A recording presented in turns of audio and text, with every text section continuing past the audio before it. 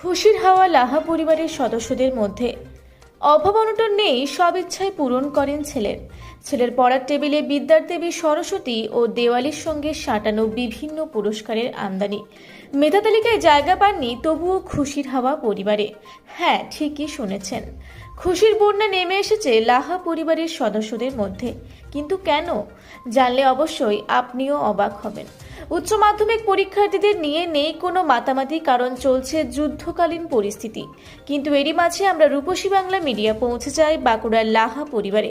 আপনারা জানেন, গত 2 মে মাধ্যমিক পরীক্ষার্থীদের রেজাল্ট বের হয়েছে, আর মাধ্যমিকে বাঁকুড়া জেলা ছিনিয়ে নিয়েছে প্রথম 10-এর বিভিন্ন স্থান।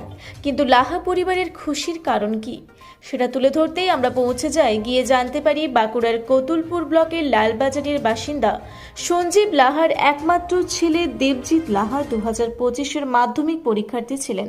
স্কুল ছিল রামকৃষ্ণ মিশন সারদা বিদ্যাপীঠ।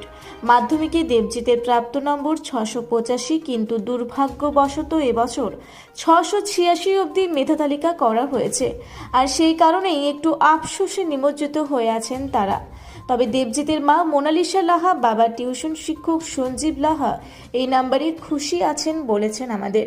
বলেছেন, মেধা তালিকায় থাকলে আরও খুশি হতাম। চলুন কি বললেন দেবজিতের বাবা মা সহ দেবজিৎ, শুনবো বিস্তারিত। হ্যাঁ, বলবো তো অবশ্যই, কারণ প্রথমে তো ভেবেছিলাম একটা পজিশন নিয়ে নেব বা একটা ভালো রেজাল্ট আশা করেছিলাম, কিন্তু যখন দেখলাম যে 1 নম্বরের জন্য আমার র্যাঙ্ক হয়নি, একটু আশাহত হয়েছিলাম। তারপর নিজেকে অবশ্য মানিয়ে নিতে হয়েছে।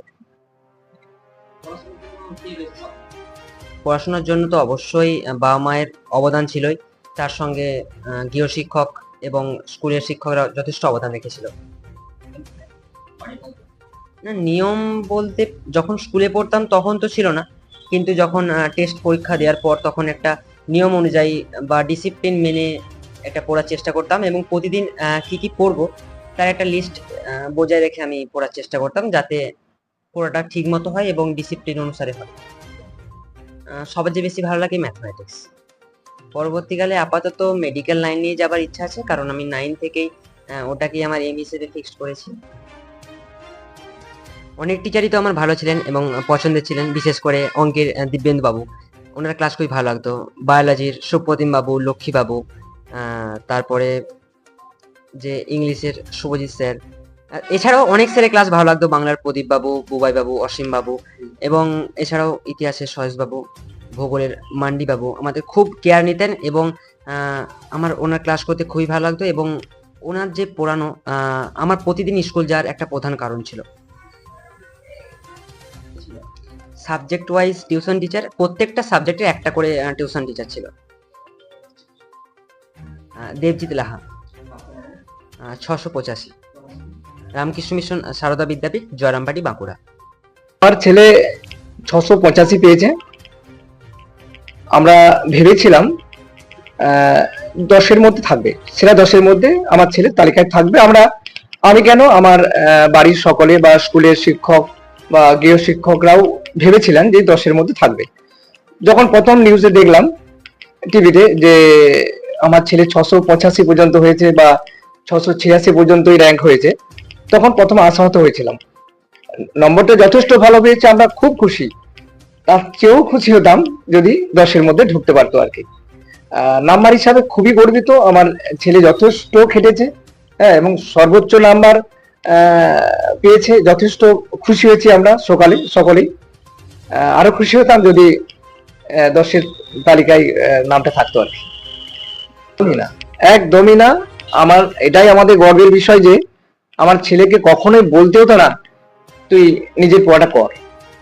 আর বাড়িতে আমি ছোট থেকে পড়াতাম, মেনলি আমি পড়াতাম। তারপর 8 থেকে 9 থেকে আমি আলাদা শিক্ষক দিয়েছিলাম, আর আমি ওকে স্পেশালি ম্যাথটা পড়াতাম। আর ম্যাথটা সবচেয়ে প্রিয় সাবজেক্ট। আর পড়ার জন্য ওকে আলাদা করে বলতে হয়নি আমাদের। নিজেই একটা রুটিন তৈরি করেছিল, নিজেই করেছিল কখন পড়তে হবে, কি হবে, কখন উঠতে হবে, কখন কিভাবে টাইম পাস করব, কখন কোন সময়টা খেলার সময় বা অন্যান্য যে সময়গুলো থাকে, একটু গান শোনা, এই সময়গুলো কিন্তু নিজেই সিলেক্ট করেছিল।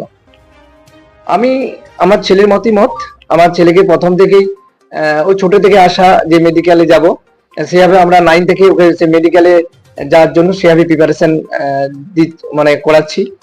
সেরকমই একটা এম আছে ওর লাইফে। পড়াশোনার উপযুক্ত পরিবেশ, আমি যেটা মনে করি, আমার ব্যক্তিগত মতামত, তাকে আলাদা করে কেউ ডিস্টার্ব করতো না, তাকে পড়াশোনা ছাড়াও তাকে বাইরের কোনো কাজই করতে হতো না, বা সাংসারিক কোনো ঘটনা তাকে আমরা ব্যাপারে ইনভলভ করতাম না। হ্যাঁ, সে তার নিজের মতন করে পড়াশোনা চালাতো।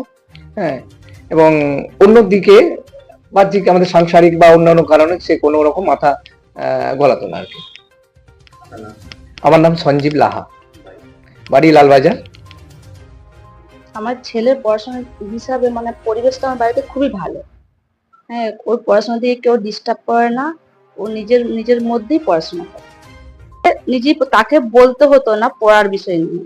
হ্যাঁ, সে নিজের পড়াশোনা নিজেই চালিয়ে যেত। ছোট থেকেই তাকে বলা হতো না যে এই পড়াশোনা এটা কর সেটা কর, নিজেই সবকিছু নিজেই করে নিত। টিউশনের পড়া, স্কুলের পড়া সব নিজেই করে নিত।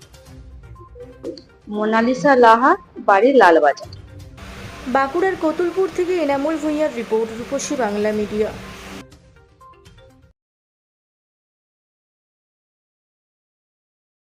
পুরা ব্লকের লধুরকা গ্রামের অদূরে অবস্থিত দৌলত পাবলিক স্কুলের দখলে থাকা বেশ কিছু জমি নিয়ে শুরু হয়েছে আইনি জটিলতা।